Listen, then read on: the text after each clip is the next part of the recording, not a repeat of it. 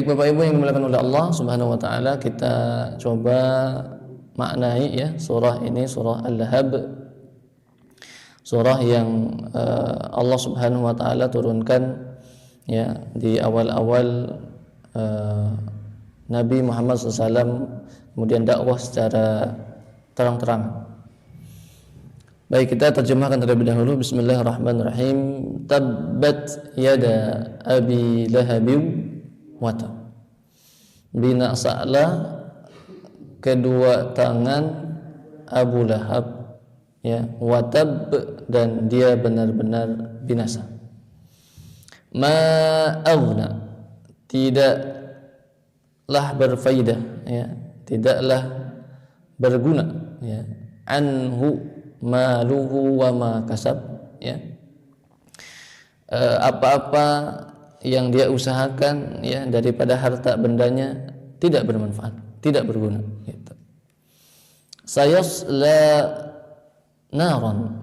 Nah, ini ada huruf sin ya, menunjukkan waktu yang akan datang. Sayasla naron ya, dan kelak dia akan masuk ke dalam neraka ya, dzatal lahab, yang bergejolak. Wa imra'atuhu, dan istrinya ya, hammalah, pembawa al-hatab, kayu bakar. Fi jidiha, di lehernya ya, hablun mim masad, ada tali dari sabut ya. Nah, itu secara lafziyah ya, terjemah daripada surah Al-Lahab. Baik Bapak Ibu yang dimuliakan oleh Allah Subhanahu wa taala, Imam Al-Bukhari dalam kitab beliau menuturkan kisah atau asbabun nuzul daripada surah Al-Lahab. Ya, Al-Lahab ini berkaitan dengan paman Nabi ya Bu ya. Yang paling serius ya memusuhi baginda Nabi Muhammad sallallahu alaihi wasallam. Ya, riwayat diungkapkan oleh Imam Bukhari bahwa ketika itu Rasulullah sallallahu alaihi wasallam mengumpulkan ya kaum Quraisy, kemudian Rasul mengatakan bahwa kalaulah ya di balik gunung itu ada kuda ya yang akan menyerang, ada pasukan yang akan menyerang ya, maka kalian akan percaya apa tidak? Maka semuanya mengatakan iya ya gitu. Kuntum tusaddiquni, maka semua menjawab qalu na'am, iya. Mereka Rasulullah SAW menyampaikan bahwa inni nadhirul lakum baina yaday adzabin syadid ya, bahwa aku ini sebagai pemberi peringatan dan di tanganku itu adalah ada azab yang pedih ya.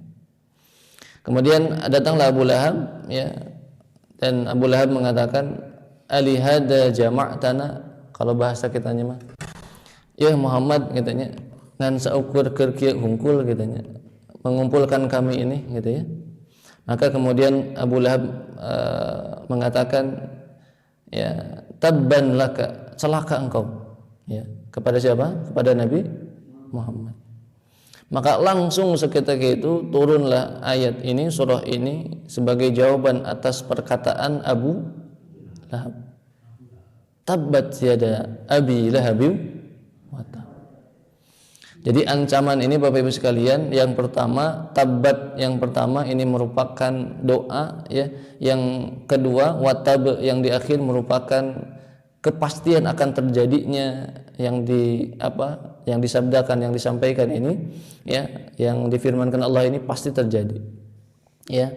Nah, ini dibagi dua dulu, satu ayat pertama dan ayat kedua ini sudah terjadi. Nah, nanti yang ayat ketiga ini ketika nanti di yaumil qiyamah. Jadi ada dua siksaan. Pertama divonis oleh Allah di dunia keneh ya, di dunia sudah divonis celaka ya, kemudian di akhirat akan masuk ke dalam neraka. Nih, tidak ada hal yang paling menyedihkan ya, selain di dunia sudah celaka, di akhirat lebih celaka. Baik, pertama Allah memberikan majaz ya, celakalah kedua tangan Abu Lahab. Apakah yang celakanya tangannya saja Bapak Ibu? Ya. Ustaz, kenapa yang disebut yadanya? Karena yada ini adalah ini Bu, yadun ini, tangan ini adalah simbol kekuatan, kekuasaan, ya. Hal yang paling sering digunakan adalah apa? Tangan, ya. Makanya kadang-kadang ada disebut sebagai kaki tangan atau tangan kanan misalnya, gitu. Seseorang si fulan jadi tangan kanannya. Nah, tangan kanan ini simbol kekuatan, kekuasaan, ya, tangan itu. Gitu. Maka sesuatu yang paling berharga hilang, celaka, binasa, maka binasa semua. Ya, jadi ini sebagai kiasan. Celakalah Abu Lahab, ya. Abu Lahab adalah paman Nabi, ya, gitu. Tapi yang paling keras permusuhannya terhadap baginda Rasul SAW, ya. Berbeda dengan paman-paman yang lain seperti misalnya ada Abu Thalib, ya, gitu. Nah, ini Bapak Ibu sekalian gambaran, ya, bahwa dalam Al-Qur'an dikatakan ada orang-orang yang harusnya ta'awanu 'alal birri wa taqwa, saling tolong menolong dalam kebaikan dan ketakwaan. Nah, malah ini tolong menolong dalam keburukan, ya. Siapa? Yaitu Abu Lahab dan istrinya. Maka digambarkan langsung oleh Allah dalam surah Al-Lahab ini. Ma aghna anhu maluhu wa ma kasab. Ya, apa-apa yang dia usahakan, ya, gitu, apa-apa yang dia miliki tidak bermanfaat sekalipun bagi dirinya, tidak bisa menolongnya.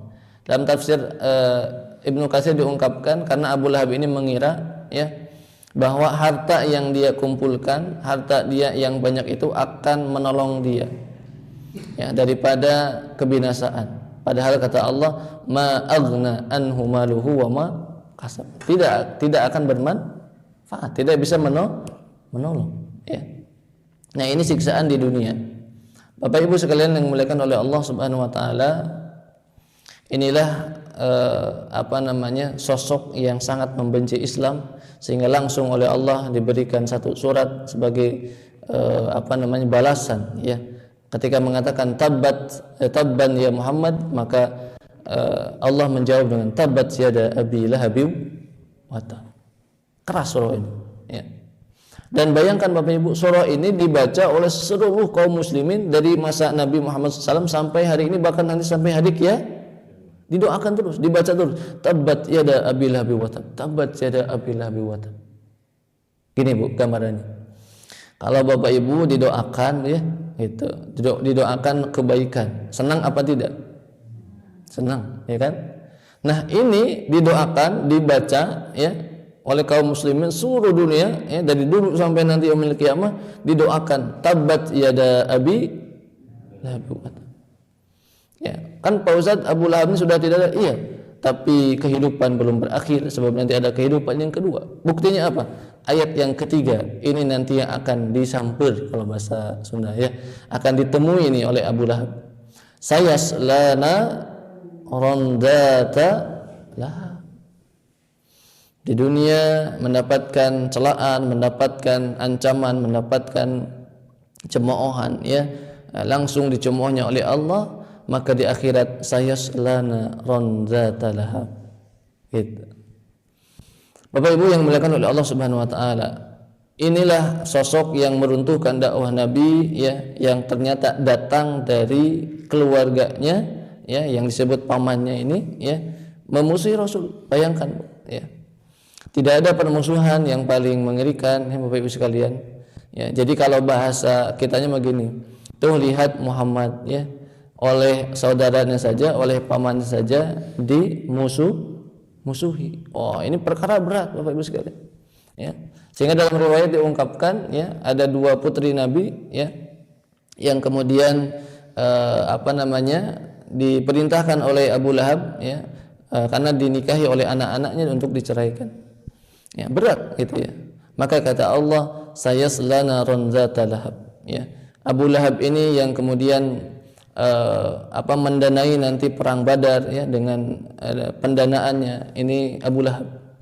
Keras sekali permusuhannya, ya, sampai kemudian menaruh kotoran, ya, di punggung Nabi Muhammad saat salat, ya. Nah, ini pekerjaan Abu Lahab. Dan ternyata didukung pula oleh siapa? istrinya.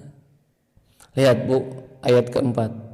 Wamra'atuhu, dan istrinya. Hamalatul hatab, pembawa kayu bakar. Padahal istrinya ini Ummu Jamil ini ya secara farasnya itu cantik Bu. Tapi ternyata kecantikannya justru malah kemudian menjauhkan dia ya, dan malah kemudian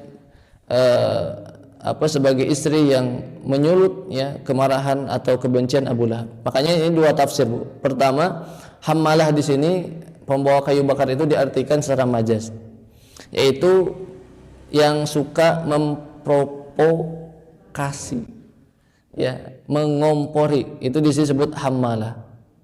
Dan istrinya pembawa kayu bakar. Gini Bu, kalau sudah ada api ya besar gitu, terus kemudian ditambah lagi dengan kayu lagi yang banyak, kira-kira membesar apa tidak?